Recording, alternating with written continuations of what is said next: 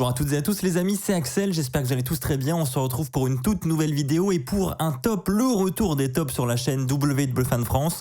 Vous avez été très nombreux à me le demander. On est de retour cette semaine avec un top sur 5 moments à la WWE qui ne se sont pas déroulés comme prévu, vous allez le voir. Alors avant que la vidéo commence, je tiens à vous suggérer de laisser un commentaire sous cette vidéo avec un sujet de top que vous avez envie de voir sur la chaîne YouTube. Parmi les commentaires les plus likés, j'en choisirai un et ça sera la prochaine édition. Donc n'hésitez pas à lâcher vos idées dans les commentaires. 1. Shawn Michaels et Chris Jericho. Vous le savez sans aucun doute, les deux nous ont offert une très belle performance à WrestleMania 19, mais 5 ans plus tard, les deux se retrouvent de nouveau confrontés sur le ring pour une très grosse rivalité, et c'est au cours de cette rivalité que les choses ne vont pas se dérouler comme prévu. On aura un premier segment avec Chris Jericho qui va envoyer Shawn Michaels dans son écran de télévision, et donc ce moment-là, pour le coup, était totalement prévu. Shawn Michaels va d'ailleurs vendre cette blessure pendant plusieurs mois, et fera finalement son retour à SummerSlam 2008, et c'est lors de cette édition de SummerSlam 2008 que les choses vont se gâter et ne vont pas se dérouler comme prévu. En effet, lors de ce show, Shawn Michaels va effectuer son retour devant l'univers de la WWE et il est en présence de sa femme. Et donc, durant ce segment, il était censé annoncer sa retraite. Il devait se retirer du monde du catch professionnel et c'est ce qu'il va faire, mais il sera ensuite coupé par Chris Jericho. Et donc là, devait intervenir un moment qui était préparé à l'avance, à savoir Chris Jericho qui devait donner un coup de poing à Shawn Michaels qui devait esquiver ce coup de poing, et c'est finalement Rebecca qui devait faire semblant de se le prendre et tomber ensuite au sol. Mais Chris Jericho n'était pas censé toucher Rebecca, la femme de Shawn Michaels, sauf que au moment de l'acte, les choses seront complètement différentes. Lors des répétitions, Chris Jericho et Rebecca avaient pris leur marque sur le ring, de sorte à ce que quand Chris Jericho allait allonger son bras pour donner ce faux coup de poing à Rebecca, son bras s'arrêterait donc à la limite de sa bouche et ne la toucherait pas. Donc tout était calculé, sauf que au moment des faits, eh bien on ne sait pour quelle raison, Chris Jericho et Rebecca se sont tous les deux avancés par rapport à la position prévue, ce qui fait que évidemment, lorsque Shawn Michaels a esquivé le coup de poing de Chris Jericho, eh bien le coup de poing a réellement heurté sa femme. Chris Jericho s'est senti très mal après ce coup de poing et redoutait un petit peu les paroles de Shawn Michaels lors de son retour en coulisses. Il faut savoir que Rebecca en coulisses a été pris en charge par une ambulance. Chris Jericho a décrit l'ambiance en coulisses comme étant très froide. Il se sentait vraiment mal.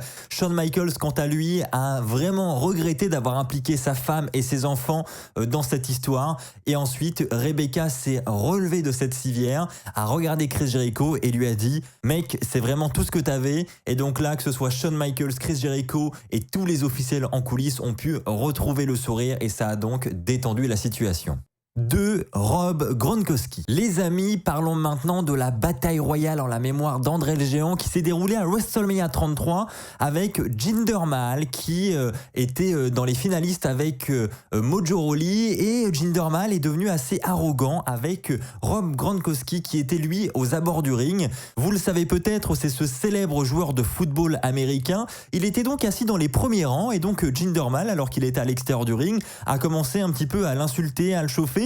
Et Rob Gronkowski, on ne l'insulte pas comme ça, on ne le chauffe pas comme ça, donc lui, il a sauté la barricade, prêt à intervenir dans le match pour aider Mojo Rawley à remporter ce match, et c'était totalement prévu dans le script. Ce qui n'était absolument pas prévu, c'est qu'un officiel de la WWE, ou là en l'occurrence une officielle, vienne s'interposer devant Rob Gronkowski, qu'elle a confondu avec un fan lambda qui essayait de venir semer le trouble lors de l'événement, alors que pas du tout, c'était totalement prévu. Cette officielle n'était absolument pas au courant de la situation et donc elle voit un fan ou quelqu'un sauter par-dessus la barricade, par réflexe, elle se met à courir pour l'arrêter et donc ensuite on a tous les officiels, tous les arbitres qui viennent en direction de cet officiel lui dire non mais laisse-le, en fait c'est prévu dans le script, il faut le laisser aller sur le ring. Ce fut réellement un moment inédit et très perturbant mais qui méritait quand même cette place dans ce top.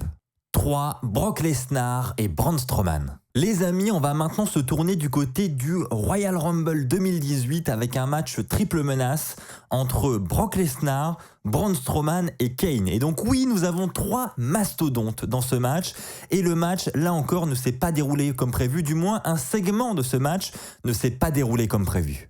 C'est Braun Strowman qui va premièrement ouvrir le bal en assénant un violent coup de genou à Brock Lesnar, un coup de genou qui n'était évidemment pas prévu puisqu'il a été donné pour de vrai et donc a été très violent. Et là, on doit avouer que The Beast, Brock Lesnar, a eu du mal à avaler la pilule, on va dire, hein. Donc il a voulu se venger, évidemment, dans la foulée, et donc à son tour, il a décidé de donner un gros coup de coude au visage de Braun Strowman, comme s'il était vraiment dans un ring de l'UFC, hein. Pour lui, il n'a pas fait de différence, il n'était absolument pas dans un ring de catch, son but c'était se venger et de défoncer Braun Strowman. Donc là, on voit que le match a pris une autre ampleur et qu'on n'est plus dans un match scénarisé, on est dans une bagarre de rue. Après ces deux petites altercations, le match a pu suivre son cours, c'est donc terminé normalement comme prévu dans le script, heureusement. Et donc évidemment la question qu'on se pose, c'est ensuite comment ça s'est passé en coulisses quand Braun Strowman a revu Brock Lesnar et inversement. Eh bien Braun Strowman a révélé ce qui s'est passé dans une interview. Les deux se sont retrouvés en backstage. C'est Braun Strowman qui s'est excusé le premier. Brock Lesnar s'est excusé à son tour et il est dit que les deux maintenant rigolent de cette situation. Ils l'ont très bien pris. Ils se sont tous les deux excusés. Donc maintenant tout va bien entre les deux. 4. Daniel Puder et Kurt Angle. Les amis, retournons maintenant en 2004 avec Kurt Angle qui à l'époque avait défié les participants de Tough Enough. Alors Tough Enough, c'était l'émission de télé-réalité qui offrait à l'époque aux gagnants un contrat avec la WWE. Et donc durant un épisode de SmackDown, Kurt Angle avait défié l'un des participants de Tough Enough, celui qui allait remporter un challenge de squat. Nous avons donc un premier match entre Chris Nowacki et Kurt Angle, match qui sera rapidement remporté par Kurt Angle. Et donc après ce match, Kurt Angle va défier un autre participant de cette saison de Tough Enough et c'est donc Daniel Puder qui va accepter le challenge de Kurt Angle. Alors jusqu'ici tout était totalement prévu dans le script, ce qui n'était pas prévu c'est ce qui va suivre. On a donc un début de match ultra rapide entre les deux catcheurs et on a ensuite Daniel Puder qui va prendre Kurt Angle dans une clé de bras pendant quelques secondes et alors que les épaules de Chris Puder seront au sol, eh bien l'arbitre va réaliser un compte assez rapide. Les épaules de Kurt Angle ne touchaient pas le sol, mais ça n'est pas grave, l'arbitre a tout de même réalisé le compte de 3 puisqu'il sentait tout simplement que le bras de Kurt Angle était en danger et c'était clairement le cas. On avait Daniel Puder qui ne voulait absolument pas lâcher la prise et donc il a perdu ce match par la force. Il est dit que Kurt Angle était très énervé en coulisses après ce match. Alors cet incident va coûter la carrière de Daniel Puder puisqu'il participera quelques semaines plus tard au Royal Rumble match. Il se prendra de violentes athémies de la part de Eddie Guerrero, Hardcore Holly ou encore Chris Benoit, un petit peu pour venger leur pote Kurt Angle et il sera relâché rapidement par la WWE. Il sera remplacé par celui qui était finaliste avec lui lors de la finale de Tough Enough, quelqu'un que vous connaissez très bien et qui a eu une carrière beaucoup plus glorieuse, c'est The Miz. 5. John Cena, Batista et Vince McMahon.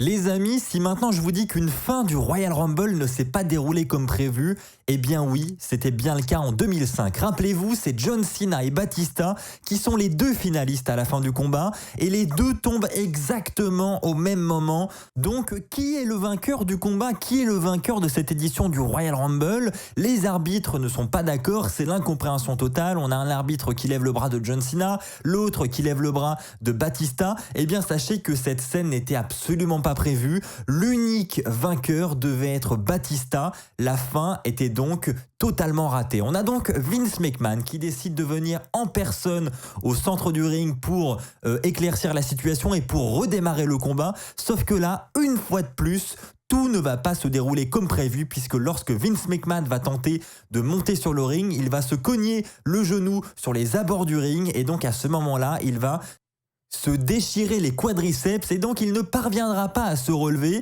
Il essaiera donc de faire preuve d'autorité entre les deux catcheurs et avec les officiels présents sur le ring tout en restant assis au sol comme si de rien n'était. Alors juste après le combat, pour ceux qui se poseraient la question, Vince McMahon a réussi à retourner en coulisses tout seul sans l'aide des officiels. Batista s'est ensuite excusé auprès de Vince McMahon pour cette fin totalement ratée, mais Vince McMahon en a rigolé et a trouvé la fin au final pas plus mal que ce qui était initialement prévu. Donc au final, tout le monde était content, sauf Vince McMahon quand même, parce qu'il a dû subir une opération majeure pour cette déchirure au quadriceps. Voilà les amis, c'est la fin de cette vidéo. Si elle vous a plu et si vous voulez d'autres éditions de top comme ça, je vous invite à bombarder la barre des pouces bleus. Je veux vraiment qu'on explose les records sur la chaîne sur cette vidéo. Merci à tous ceux qui le feront. N'oubliez pas également de lâcher en commentaire vos plus belles idées de top et donc à voter avec les likes dans l'espace commentaire. Je réaliserai les vidéos avec le plus de likes. Merci à tous pour votre fidélité. On se retrouve très très bientôt.